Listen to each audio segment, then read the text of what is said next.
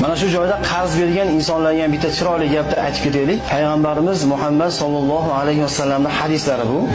Kim bir insonga qarz bersa-yu, ana shu muddat yetganda qarzni qaytara olmasa, mana shu paytda qarz bergan inson yana kutib turadigan bo'lsa, nech pul qarz bergan bo'lsa va nech kun kutsa, har kuni o'sha qarz berganchalik summa deymizmi, miqdor faqirlarga, muhtoj oilalarga sadaqa qilganchalik savob oladi aytdi. Deylik, misol uchun bir insonga 1 million qarz berdingiz, 10 kun o'tdi, vaqt keldi, yana 5 kun qo'shib bering deyapti bir inson. Musulmon u odam, bitta musulmon birodarimiz. 5 kun qo'shib beryapsa, 5 kun kutdingiz, ana shu qo'shib bergan 5 kuningizni har bir kunida 1 million so'm nima sadaqa qilgan savobni olasiz. Tushundira oldimmi?